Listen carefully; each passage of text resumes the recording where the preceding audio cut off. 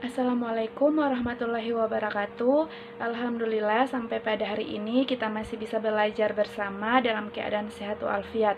Walaupun kondisi seperti ini yang belum maksimal untuk belajar secara langsung, kalian tidak boleh bermalas-malasan ya, harus bersungguh-sungguh. Karena barang siapa yang bersungguh-sungguh pasti akan mendapatkan hasil yang baik. Baiklah, sebelum kita membahas lebih lanjut, marilah kita mengucapkan basmalah dulu, bismillahirrahmanirrahim, agar mendapatkan kemudahan dalam memahami materi kimia pada hari ini. Jadi, sebelum masuk pada inti pembelajaran pada hari ini, saya akan bertanya, pernahkah kalian melihat orang menangkap ikan dengan cara disetrum? Kenapa ikan menjadi lemas, bahkan mati saat kawat yang dialiri arus listrik dimasukkan ke dalam air? Nah, pertanyaan tersebut nanti akan kita bahas pada slide berikut ini. Simaklah video berikut. Pembuatan larutan, campurkan 2 sendok teh garam dapur, soda kue, soda api, dan gula ke dalam 100 ml air.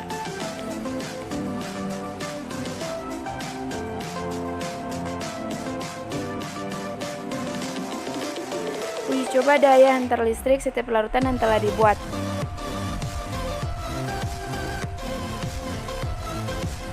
Jadi ada yang lampu menyala terang, menyala redup, menyala terang, dan tidak ada yang menyala. Kenapa ada lampu yang dapat menyala dan ada yang tidak? Kita lihat secara mikroskopis. Larutan garam.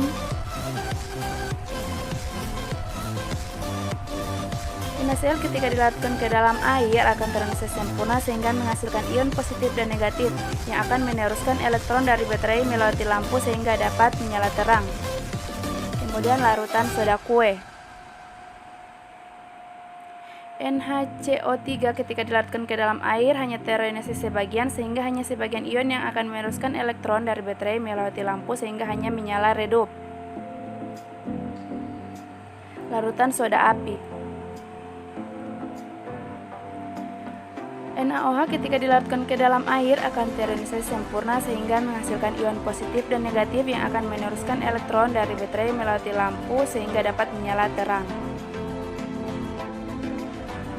Nah, adanya aliran listrik ditandai dengan bola lampu yang dapat menyala saat alat uji dimasukkan ke dalam larutan. Elektron dari baterai akan diteruskan oleh ion-ion pada larutan elektrolit sampai melewati lampu dan lampu dapat menyala.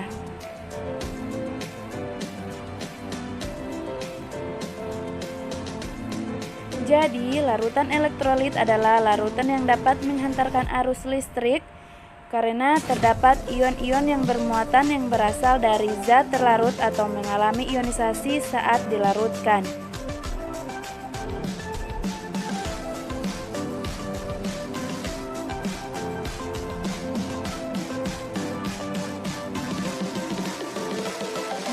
Mengapa ada lampu yang dapat menyala redup dan ada juga lampu yang menyala dengan terang?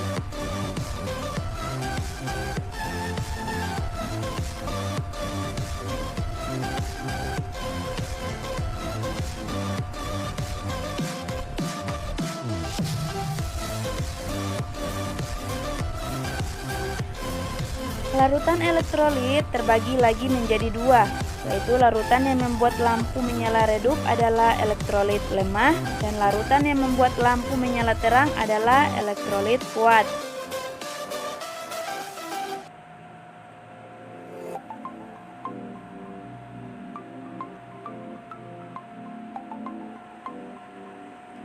Apa yang mempengaruhi kekuatan elektrolit suatu larutan? Yang pertama, jumlah ion yang dihasilkan. Larutan elektrolit kuat senyawa menghasilkan banyak ion, sedangkan larutan elektrolit lemah senyawa terlarut menghasilkan ion sedikit. Kemudian B, konsentrasi larutan. Pada larutan dengan konsentrasi rendah, ion-ion akan mudah bergerak sehingga daya hantarnya semakin besar. Pada larutan dengan konsentrasi tinggi, pergerakan ion akan sulit sehingga daya hantarnya menjadi lebih rendah.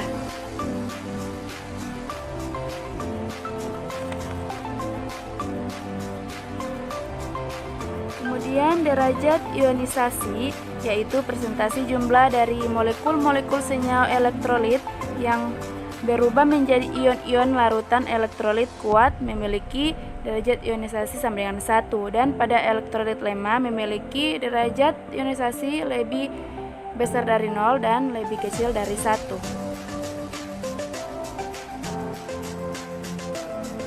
Supaya lebih paham, yuk simak video berikut ini.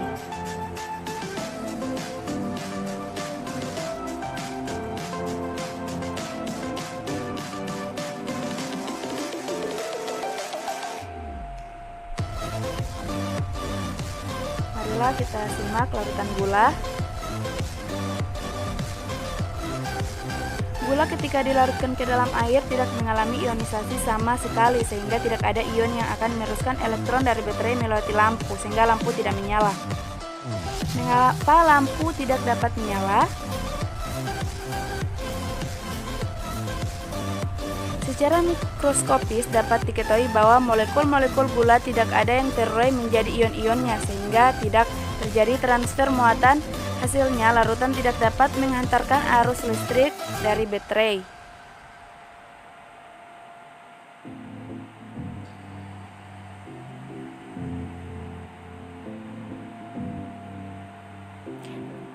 Kesimpulannya,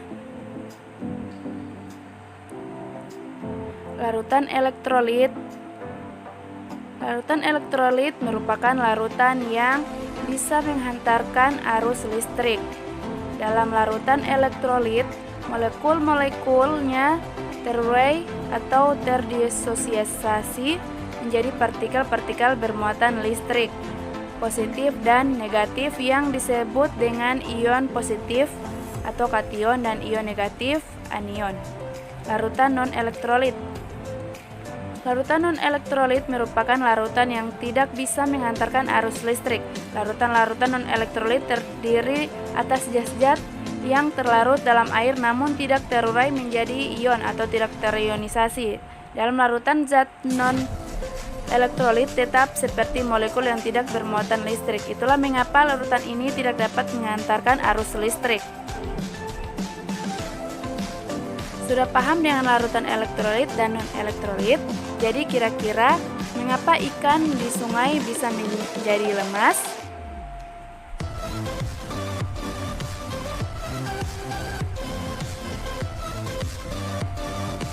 Ya, selesai pembahasan kita mengenai larutan elektrolit dan non-elektrolit.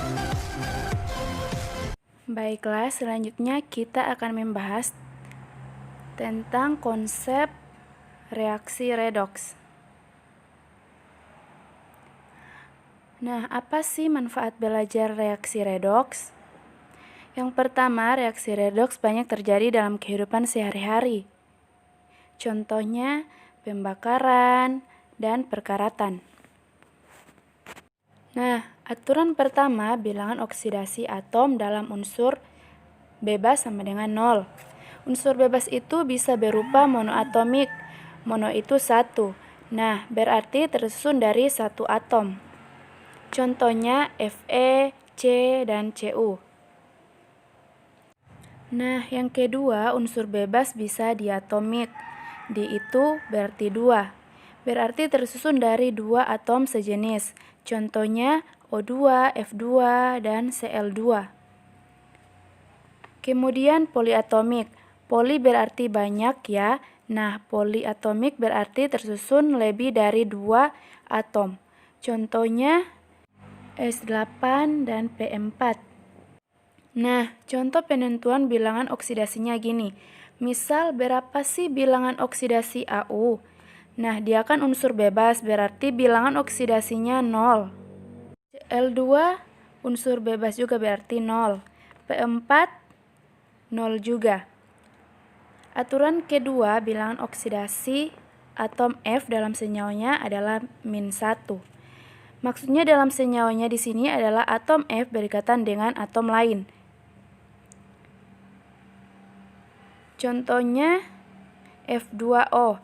Nah, bilox F diambil di sini adalah -1. Ingat, bilangan oksidasi itu untuk 1 atom. Nah, contoh lainnya HF. Nah, bilangan oksidasi F di sini adalah -1. Aturan ketiga, bilangan oksidasi atom logam dalam senyawa selalu bertanda positif. Nah, adik-adik hafalkan untuk unsur-unsur logam golongan 1A. Dekingnya begini, lina, kawin, rubi, CS, frustasi. Dalam senyawanya selalu mempunyai biloks +1. Kemudian golongan 2A, dekingnya beli mangga, cari sirsak, bawa rambutan. Dalam senyawanya selalu mempunyai biloks +2.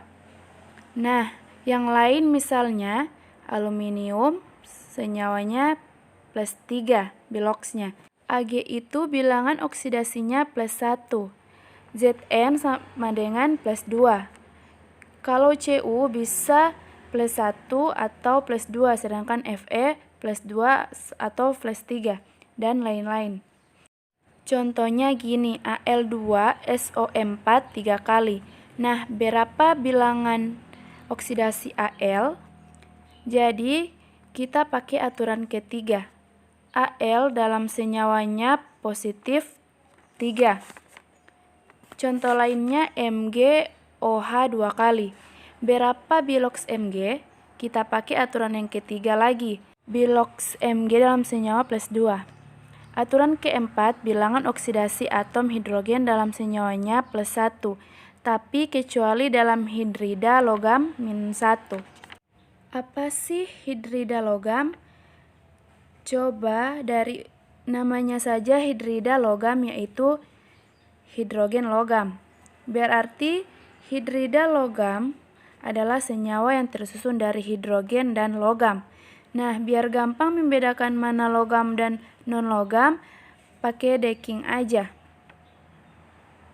Umumnya nama dari logam berakhiran Contohnya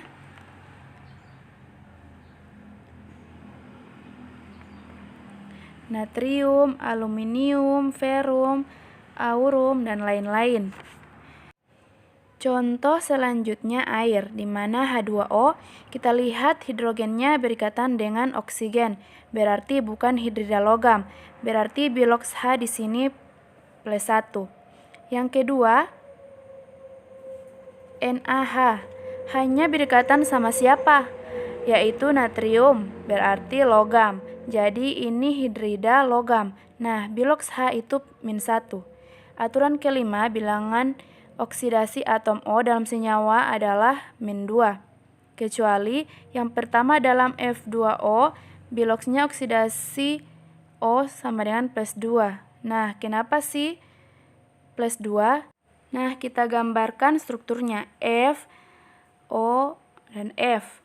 Nah, O dengan F itu F yang lebih besar keelektronegatifan-nya. Ingat, F itu adalah unsur yang paling elektronegatif. Nah, sehingga elektron ikatannya lebih ketarik ke F. Nah, F-nya menjadi -1. O-nya jadi +1. Ini juga sama, elektron ikatan ini ketariknya ke F. O-nya itu +1, F-nya -1. Nah, sehingga biloks F-nya -1. Ingat aturan 2, F selalu -1 senyawa biloksnya. Nah, pengecualian yang kedua, dalam senyawa peroksida bilangan oksidasi O itu -1. Apa sih senyawa peroksida? Senyawa peroksida itu adalah senyawa yang oksigennya ada dalam bentuk O2 -2. Contohnya H2O2. Ini kalau kita pecah menjadi 2H+ sama O2 -2. Contoh kedua Na2O2. Ini kalau kita pecah jadi 2Na+ dan O2 -2. Ingat, dalam senyawa peroksida bilangan oksidasi O itu -1. Nah, contohnya F2SO4. Berapa biloks O di situ? Nah, normal aja -2 ya, karena bukan F2O dan bukan senyawa peroksida.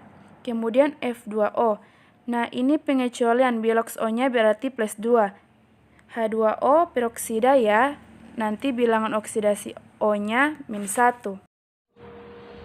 Alhamdulillah, pembahasan materi kita pada hari ini tentang larutan elektrolit, non-elektrolit, dan reaksi redoks telah selesai. Jadi kesimpulannya, larutan adalah campuran homogen dari 2 atau lebih zat.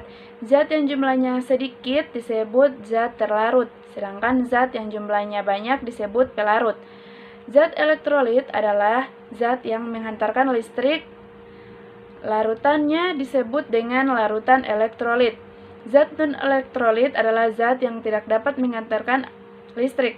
Larutannya disebut dengan non-elektrolit.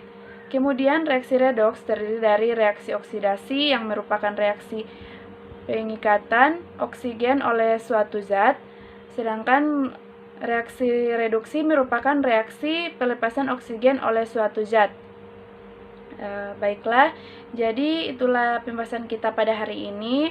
Pekan depan kita akan masuk pada pembahasan rumus kimia, tata nama, dan persamaan reaksi.